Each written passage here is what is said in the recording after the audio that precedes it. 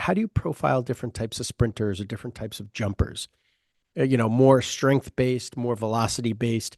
How do you, what are you looking at? What are you gauging? How do you go about your business with Well, that? you can, I mean, you're testing. It's your basically your testing is your needs analysis, and you get a good sense of who they are off of that original testing.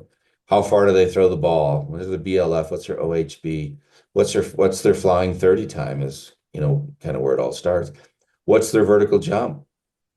You know, I mean, Sue's vertical jump was 84 centimeters. Same as Jianan Wang, same, but Sue's, because he's a little shorter, his max standing broad jump was 3.26 meters, and 3.4 for Wong. But that's deceiving because Jianan's legs are only 0.94 centimeters, his GT length. And he's got size 9 feet. So just 0.94 just meters. hmm? 0.94 meters. Yeah, Yeah, yeah. 0.94 meters, 0.94. Hmm. So he's got short legs. Compared to, let's say, the American kids are, 1.05. I mean, 1.05 with size 12 or 13 boots, I mean, so you just look at that, there's the foot and the advantage of the length of the foot in terms of raising the center of mass. And the center of mass is already, 15 centimeters higher, and in some cases more with some of these really tall jumpers. So you have to give them so much more power than a regular guy had, than some of these other taller jumpers have, in order to achieve the same results. Mm. Those size 9 feet kill them. It Is there a really sweet kills them. spot in these anthropometrics, like where too tall is there's too tall and too big feet? I don't know. I don't know that there's a sweet spot. I mean, I think if you got somebody that's tall with big feet, just get them strong. I mean, really get them stronger for that body size. Um, is there a point of diminishing returns there? That's probably yes. There probably, but I mean, obviously you've got an outlier in Bolt, you know. I mean, and you've got outliers in the NFL all over the damn place. Jesus. There's some, I mean, yeah, there are just some specimens there. I mean, you just can't describe what they can do to people, how strong and fast they really are for their size. Yep. Yep. And some What, of them, and some of them haven't even lifted weights that much, yeah. you know. Dude, it's incredible. I was just about to say one of the most impressive humans I've ever seen in my life was Brandon Marshall. Hmm. Brandon Marshall was every bit of 6'5", every bit of, and when I trained him, he was 240 pounds. And I had a defensive end that was 6'5", 250 pounds. Maybe it was Tradow versus Marshall. And Justin looked at me and goes, the guy looks like a fuck. He's better than me. Like there are some of these guys that are just, and I looked at him, I said, bro, holy shit. You're like a racehorse. And he, sure as shit, he goes, he's got a tattoo of a horse on his leg. Yeah. Like, and it's incredible. Like, and the tissue, the strength, the power. He had lined up on the line one time and he was like hunched over. And I said, maybe we amend that. And he says, no, it's part of my plan. I said, what do you mean? He goes, well, the DBs come on me and they think they could just, slam over the top. And then I just jack him up. And he jacked me up and literally elevated me like through the air. I was like, holy shit, this guy's so strong. So Yeah. strong. Yeah, they're a different breed. Dude. And then that's why if you can get them faster, quicker, even with the strength they have, I'm surprised. I look at, when I was involved in the combine in the 90s, early 90s, and then later 90s, when I was helping AP out, or Exos, um, in Florida. When you look at now what people are running, I would expect it to be even better. What I do see is more linemen that are faster. Yeah. That's the one thing. I mean, the skill positions, they were all pretty fast then, and they're all pretty fast now. But the linemen, they're a different breed now than they were then. Dude, there's 300-pound guys running 4.6s. I know. It's like when Kyle Turley ran that 4.91 or 2, that was the record for he was 3.15, you know. Um, and so now it's like if you weren't running under 3.10, you're a wuss. Dude. They had a 280-pound guy run a 4.4, Yeah. a defensive end. Like who's stopping that? Yeah. Yeah, I don't want to get in front of that. I'll just lay down and cry. Please don't hit me, sir. It's and you see some of these offensive linemen pulling. There was there was one the other day. There was a defensive guy ran down the running back from behind, like 40 yards. He ran his butt down. Yeah. Like, how the heck did he do that? Yeah. You know? So it's just, I mean, and rugby's had specimens like that for years too, but not like not like the NFL these days. Mhm. And then there's the little guy I saw last night who's a 165-pound wide receiver playing for Houston. I mean, I think there's a weight limit in the NFL, isn't there? Yeah. Yeah. If a gust of wind blows you over, like you're screwed, bro. Like I that's think I'm not positive, but I think there might be. I'm not. Is there a weight limit in the no, NFL? no. You sure? Oh, We had a kid that ran a 4. He was a 10-1, I think, in college. He went to a D2. that's rolling. Yeah, 10-1, 10-2, like something, and like kind of trained, didn't really train, didn't care about his diet. And we trained him for 6, 8 weeks, and we got him from a solid 4.3, 4.2. He gained 15 pounds by eating McDonald's for breakfast, lunch, and dinner. And a couple of protein shakes here and there. what does liver enzymes look like? Bro, we didn't give a shit. He looked awesome. Yeah, And and he had at a scout day, he ran a 4.18, a 4.19, and I think one 4.18 and two 4.19s, and they gave him a 4.2 because no one wanted to report the 4.1. And he went to the NFL, and he stopped training with us after a while. Went to the NFL. He was 185 pounds, 190 pounds. It was great. And then dropped down to 170 and tore his ACL, got the shit kicked out of him, because he was a kick returner. It's just, you can't be that small, man. It's like a towel boy, like no, no. I had Terry Kirby. I don't know if you remember Terry or not. Mhm. Terry was a great running back out of Virginia. He held the NCAA record for rushing for a while, and he blew out his ACL. And I could remember what year this is now. It must have been 98, 99. And he wasn't sure he was going to be able to make a team or whatever. He's coming off the Dolphins. And we took him, anyways, got him back. So he ended up with the Raiders. He ended up being kick returner for the Raiders.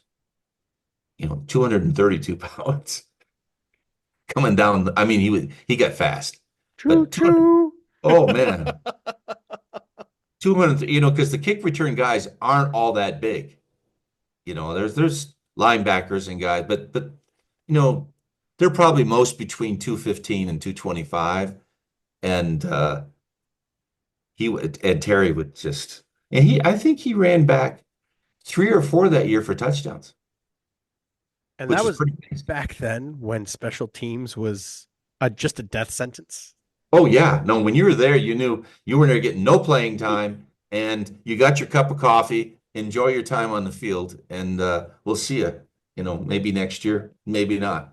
It was, yeah, but yeah, it was great to see Terry come back like that at that size and rip it up. You know, and because it's easy to it track, it's real easy for us to make the mistake of forgetting that they need size, they need mass in football.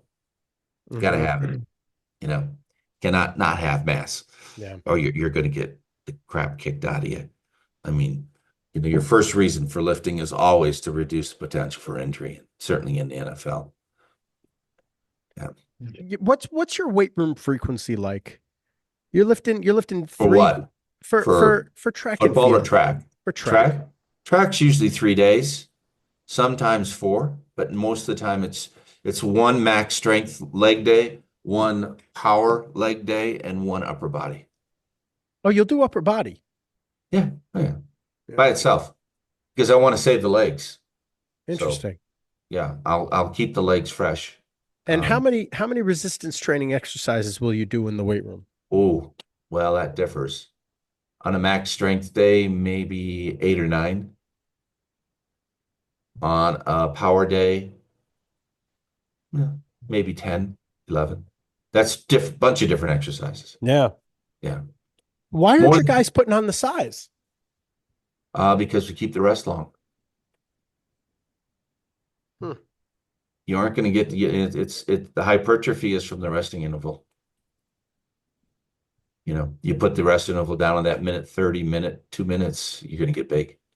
We don't. Interesting. We're going to rest 4 to 6 minutes between lifts. Our lifting sessions are marathons, not because the lifting's a marathon, because the rest is a marathon. Hmm. We just take so much time, and we can do that. Is the rest pure rest, or are you doing any other kind of No, accessory? we're looking at pure rest.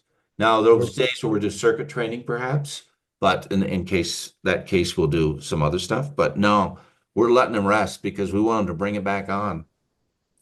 4 minutes is the minimum we use. 6 minutes is there, and so it ends up being if you're doing 6 reps, you got 24 minutes or 36 minutes of rest.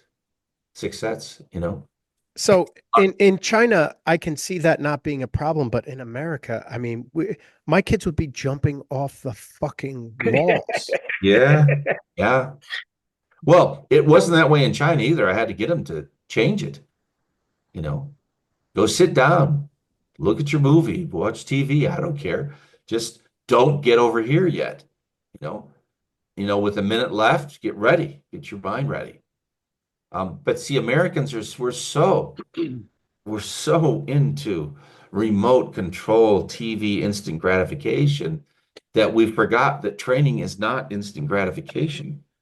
You need to have these longer. If you don't want size, you've got to take longer rests for sure. Same thing for if you want strength, you've got to take longer rest as well. You'll get very strong. That's why these little guys can get very strong. I mean, the Chinese when I got there, they were not real strong. I mean, they'd say they did 130 kg clean, and I go, show me. Yeah, right. Okay, that's not clean, first of all. But their squats were 130, 120, for a 75 kilo guy. I mean, they weren't strong, not by my standards. So, it's like the belt squat became so popular. Love the belt squat. Great. Safety squat bar was my first venture out of regular straight bars back in the mid 80s when Jess Hoagland first started making them for his son. And I don't even think people remember Jess. It's too bad because he's the guy that made it. He developed the safety squat bar. I don't even know if Jess is still alive, to be honest. But Dr. Squat kind of took it and Jess Jess and him worked together on it, but he kind of got the accolades for it. But this was a guy who designed the bar for his basketball playing son, who was 6'7", and he was a power lifter, and he wanted his son to be able to squat because he couldn't squat with a straight bar. And he designed the bar to do that. So it's, that's these little innovations, which have all helped us, helped athletes over the years. When we see Louis develop that first belt squat, and then off of that, the iron, what's the other one? Iron. There's a million of them. I use the Now Rhino. I use the Rhino from Rogue. It's a pulley system. It's fucking Yeah, awesome. yeah. You got the Rhino now, and then there was one before. There was You have the uh, it's lever based. What the hell is it? The yeah, it was a lever Pit base. Shark. Pit Pit Shark. Shark, the Pit Shark. Yeah, he hates me. Yeah, that guy. Right. Yeah, he thinks I stole his whole Pit Shark thing. I'm like, no, it was not my intention at all. Sorry. Oh, fuck. Yeah, no, it was one of those things where I said, God, this Pit Shark is great, and we need to widen our racks just a little bit so we can slide a Pit Shark right in, and attach air to it. When it was with Keiser, and of course everybody said, well, why don't we just build one? Like, oh Jesus, yeah, that guy wanted to find me. He wanted to kill me. Probably still does. Um, Not knowing that it wasn't my idea. It was like, oh well, we should just build this. Like, oh. Okay, well, go for it. And then back came the Kaiser belt squat. I mean, the guy had to be mad because I measured everything just so we could put it inside the rack. And I'm like, this is going to be great inside the rack. I mean, I felt so bad when that happened, but it did. And, it wasn't, none of it was taken from his dimensions. I mean, I just wanted to be able to slide it in a rack. So I wanted to use air on it so I could go fast, because I was using it and I was strong back then. I think I had like 1,000 pounds on it. And I was bouncing it, I mean, I was bouncing it. So it was like, it would just fly in the air. Yeah. There's too much momentum here. You got to figure out how to get this out. Of course you could use bands or something, but that's, retarding it. And you do the same thing, but you couldn't express yourself freely. No, you can't. You can't. We're peaked. We're peaked at our meters per second with it. And, the one thing I don't like, or I shouldn't say I don't like, the one thing I think Keiser needs to do, I think it needs to add the ability to add mass to almost all of his equipment. No? Well, yeah, I mean, those are things that can happen. And it doesn't have to happen necessarily by adding mass. It can happen by changing the strength, the way the curve is done. You could create it so it feels like mass, So you want to add mass because mass feels right, because it's the world we live in, but that's not what we're doing.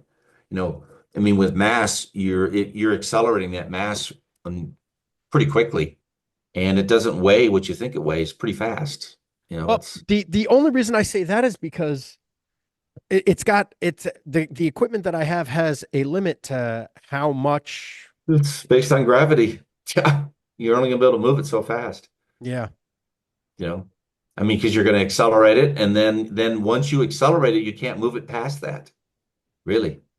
Once you get it into where it has reached constant velocity, then your ability to continue adding is no longer possible.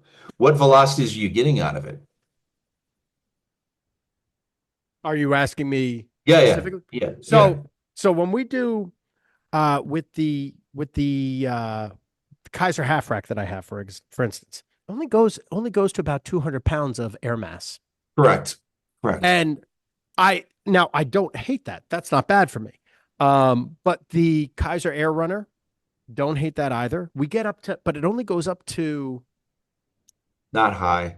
350, 360, maybe 400. I don't know. I get up to like almost 500. 500, yeah, because we use it in kilos, so we're at 200, 210. Yeah. So for something like that, not bad. But for the Keiser belt squat, if you have the Keiser belt squat and add mass to that, I think that would be super useful, because now you're able to utilize it for both ends of the spectrum. Like the strength side of things is still important. And all I mean is it's less pieces of equipment in my gym. Yeah. It saves a footprint. You know what I mean? Yeah. That's why the half rack is awesome. I could do 20 different things on the half rack. Right. Well, excuse me. Yeah, I mean, we're sitting at about 200 kilos on the Keiser's belt squat at a little over 4,200 watts with a 70-kilo guy. Yeah, it's awesome. But imagine if you have a 320-pound football player. Yeah, he's gonna sneeze and move it, you know. Exactly. That's what we have with our air runner. One of my D linemen, I mean, he's just a mountain of a man. We're Yeah. at over 4,000 watts at 450 pounds. Yeah, well, I mean, my sprinters are almost all over 4,000 watts Mm-hmm. at 75 to 80 kilos.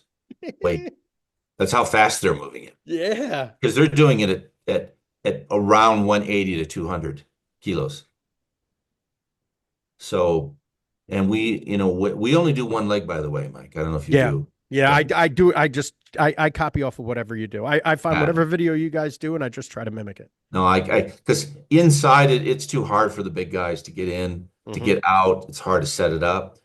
And we're interested in single leg anyways. We're not Yes. doing two legs, you know? Yep.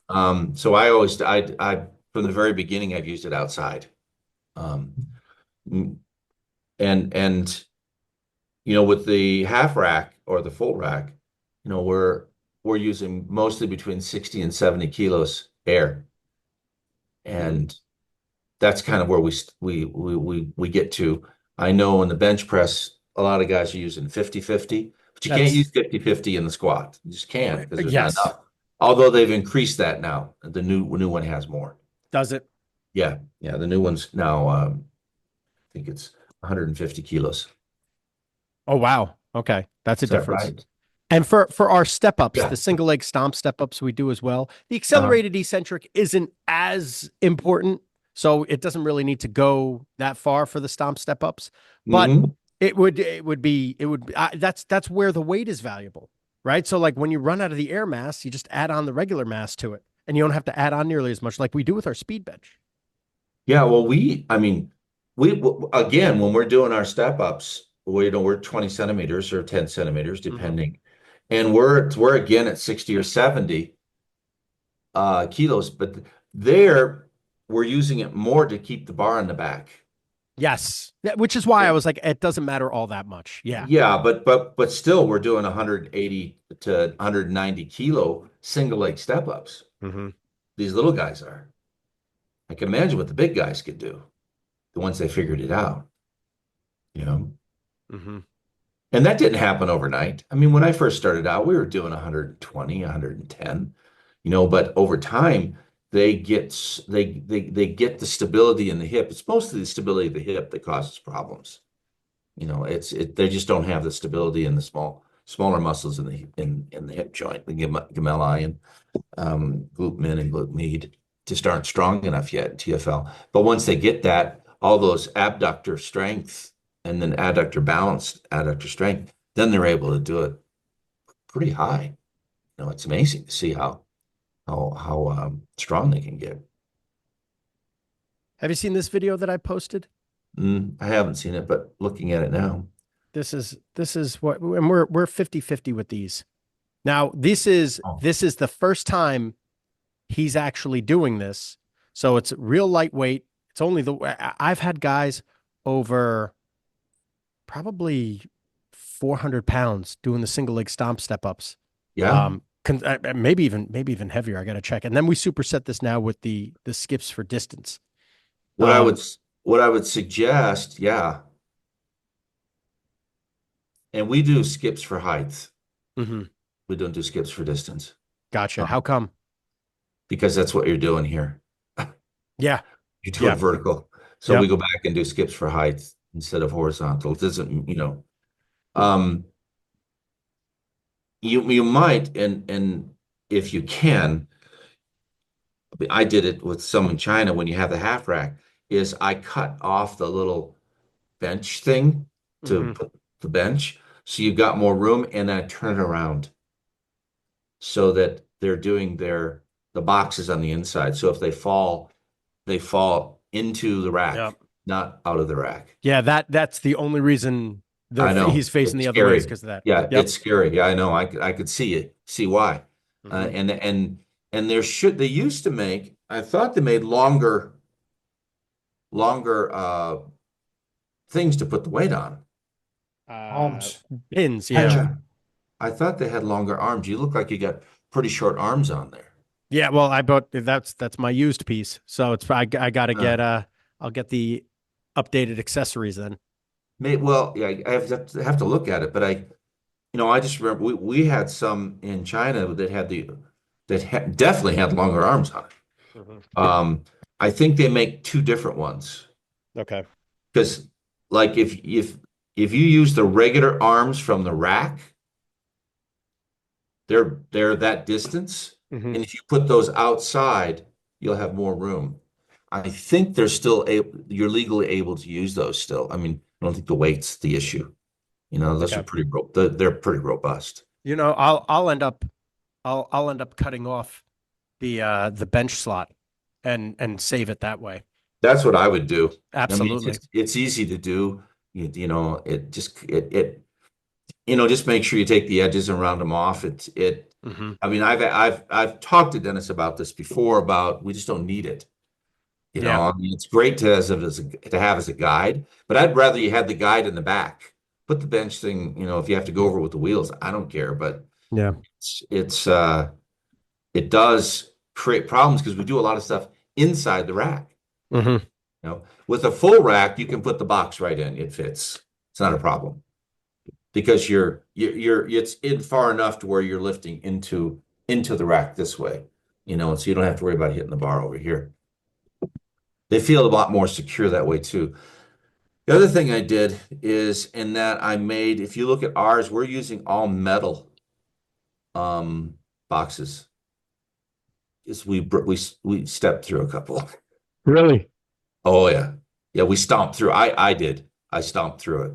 You know, I just stood there one day and on the 20 and went, okay, how much can it take? Boom, and my foot went right through.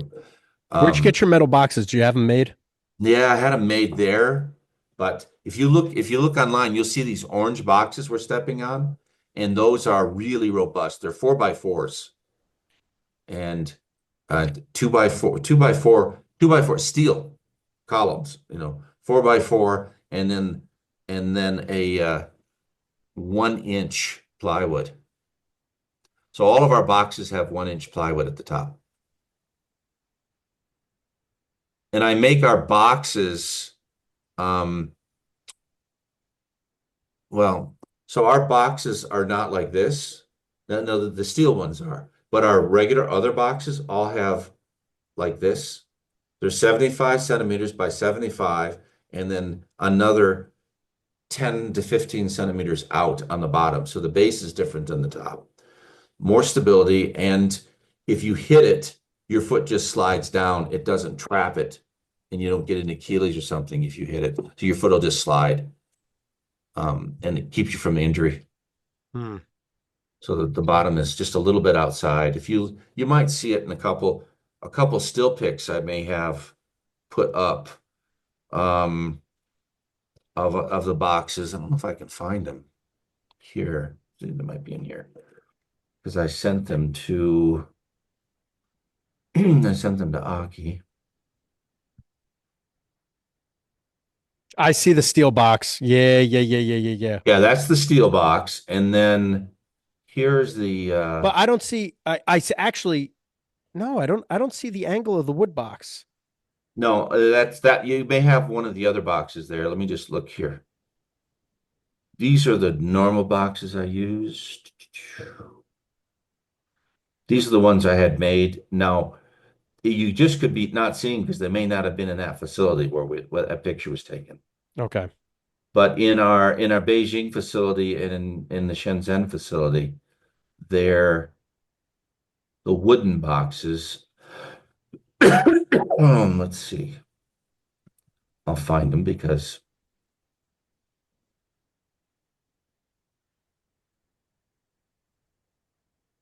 yeah, like here's okay.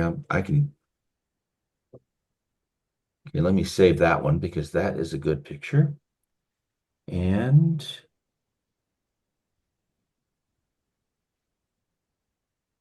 there, this picture will work too. You can kind of see him. Okay. Let's see. Messenger, Mike.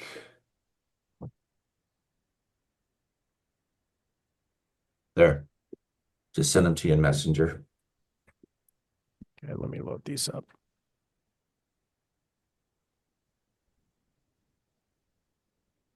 You have any questions? You're pretty see how they're the top and the Yeah. base are different. Mm-hmm. The ones at the far end weren't made quite right, but the 30s, this is a 20, 30s, then 45s, and then 60. So 15 centimeters each time. And these are for your what would you use these for I'll then? use these for box jumping and Yeah. anything else. We originally used these for our step ups, but the one he's sitting on, I broke it. So I broke the other Gotcha. two. There was two of them, and I broke it. So you have you have to reinforce the base, not the base, but reinforce the top a little Mm-hmm. bit. And then the iron ones, you can see the metal ones. I think that's a 45 centimeter metal one there. Yeah. Okay, let me load that one up. That's how robust they are. Mm-hmm. But we make that for 10 centimeters and 20 centimeters. Yep. Yeah, these are the Oh, old yeah. school ones that we used to have from Elite Yep, and FTS. they're heavy as hell, but you know Mm-hmm. what? You don't break them. No. And when you start putting 400 pounds on somebody's back, you want to make sure they're not going through that thing. Yep. Yeah, we used to reinforce ours, the top of it is the mat, the 3/4 inch weight mats. Yeah, So but they won't that go doesn't. through, but it'll get fucking wobbly, I guess. Yeah, I mean you gotta have something really substantial. Yeah, and I found that 75 centimeters bigger than that, and you just can't make them strong enough underneath. Yeah. 75, and you can maintain the integrity of the compression, Mm. the deviation of it, even with a big guy, Yeah. but a really big guy still might step through it. That's why I like the steel. It ain't Good gonna call. bend. Good And you call. only need one, really, one per gym, Yeah, you I'll know. get a 10 centimeter and I'll get a 20 centimeter and 20. we're good to go. I mean, that way you're protecting your guys, and you got guys that make a lot of money. Mm-hmm. You can't you can't afford to get them hurt, you know. So Good call. I didn't even think that they'd step through the fucking box yeah, you won't until it happens once. because I just we put use those for Olympic lifting. Those are the Yeah, boxes we use for that. yeah. Well, if you use them for Olympic lifting and you're dropping, they might be broken on the other side and you don't even know it. You know? Yeah. I mean, Olympic lifting blocks should be basically Mm-hmm. solid wood. You recommend using those lifting blocks then? I use The them. the stacks? Yeah. We use them. Yeah. That's not a bad idea. Mostly I either use them or I use the metal ones. I Yep. have those at 30 and I just put them at 30 and then they just lift up a little bit, but they can drop them on there. No Yeah. problem. And we're not using metal weights. We're using all rubbers, bumpers. So it's fine. And that's the one thing, and I think Rolf may have talked to you about this, but both sort of stumbled on this. That the double bounce clean. The reactive clean. Yep. We can call it the reactive clean. And that reactive clean, that's something else. I mean, Xiu Hao, the young kid that can do 100, 145 kilos, his elastic index was 3 times as high with a 50-kilo reactive clean. That's wild. Brooker, 100 have you ever seen it? I've years. seen it. Rolf showed me video. Yeah, yeah, yeah. And when you do that, it's pretty amazing to see how much more is involved. Before if you ever see videos of the Chinese, you'll see them doing this thing. They're doing that little clean thing. And then they'll do this one, with a scissor. And it's a good lift. That's not a bad lift, but that's what they were calling cleans, kind of, that they were just basically reactive. But yeah, it works really well, and it should be something you add right into your your lift. So we also do floor clean, reactive clean box jump. So that's taking the same thing we're doing from the the 1080 on the sled and doing it in the weight room. And a lot of times we'll do squat, clean, reactive clean box jump, career box jumps. You know what those are? No. Mm-mm. Oh, Career box, the step box. K-R-E-E-R. Vitold Krier is the one who I picked this up from. He's a famous Russian triple jump coach. And it's the sitting jump is what it is. You know, if you ever notice in the sitting jump, we do a hip flexion followed by extension.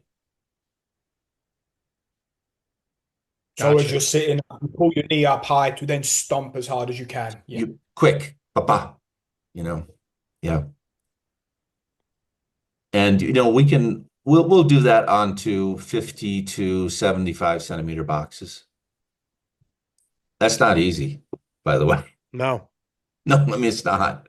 You see some, I mean, you're gonna have freaks that make that look easy, but yeah, I mean, it's the block start. Then we do that single leg as well.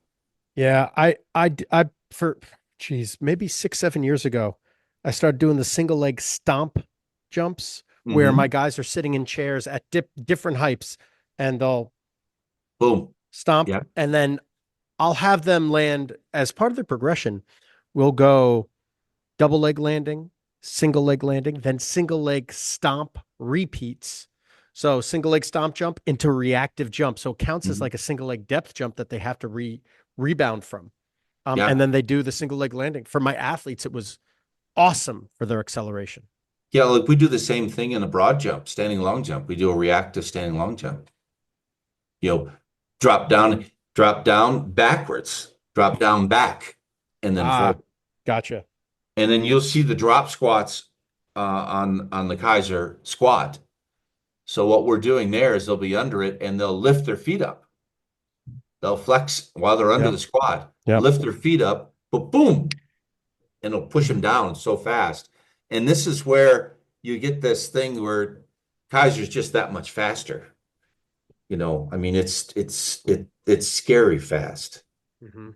And you just lift your feet up a little bit and you're down on that mat quick. Then you have to overcome it. Yep. And so we would do that with somebody who either had a wrist injury or something where they couldn't do cleans. And so we would do drop squats with the Kaiser squat. Not as easy to do with the belt squat. Not so sure I would do it with the belt squat, to be honest. But we've Really? only, yeah, well, I think it just would pull the lumbar too much. And I found that the cable, I've had the same guy, Jonas Sigenthaler, who's Quadzilla, he's a ice Yeah, hockey player. yeah. He's broke two cables by doing that on the belt Uh-huh. squat. Watson belt squat, which is meant to be powerlifter approved. So yeah. Mm. Yeah, power lifter, but not speed power. Yeah. I've gone through. And that's when it goes. Yeah. Well, Yeah. yeah, you're I've not gone going through to do. two rogue rhinos doing that. Oh yeah, no, I see. You're not going to do that with a Kaiser belt squat. Not happening. Or a pit shark for that matter, because it's a lever, Yep. you know. And I mean, and you're connected right to the lever, so there's not much that's going to break in there. Yep. I don't. We do hard acceleration, obviously, squats with a belt squat, and that gets us in that 4,200, 4,300 range with these guys. But yeah, takes a while to get there, that's for sure. Mhm. I mean, I get on it and I'm trying to push 1,500 these days. You know? Yeah, it's not easy. I mean, as you get older, you realize how much speed you've lost. You're still Mhm. pretty strong, but you've lost the speed part of everything. It makes jumping is probably a past memory now, or Oh, is I'm a freaking earthling. I mean, no, I mean, I could dunk until I was 50. that's Really? good. Yeah, I could dunk, I could still dunk at 50, and I weighed 210 at 50. So I still had good power. But now I go and I measure my vertical jump and I'm like, oh my God, Randy. Because my vertical was right very close to a meter back when I was a kid. And now it's like 35 or 40 centimeters. I mean, I can barely clear my throat. I mean, it's weird growing old. It's definitely not for the faint of heart, you know? Mm. And I don't know. I mean, probably if I trained in the weight room and stuff, it might come back up. Who knows? I mean, I had elastic qualities. Maybe maybe they're still there. I just haven't trained, you know. So now I'm just a big fat guy walking around. So it's and that's the other thing. It's very hard to get. It's to lose weight when you get to a certain age. Then get the weight off now, guys. Keep it off. Don't let it creep up on you. You know, my weight started creeping up on me at 60, and I got it back down for a while, and then it's back up again. So, you know, I mean, I'm going to go for a mountain bike ride here this afternoon again. I'll do 15 or 20 miles here, but at 260 pounds, it's not so easy anymore. A big old bear. Well, a big old bear, and it's, you know, I'm already starting at 5,000 feet here, you know, 5,200, and I got to go up to almost 8 and come back down. So it's like, no, not easy.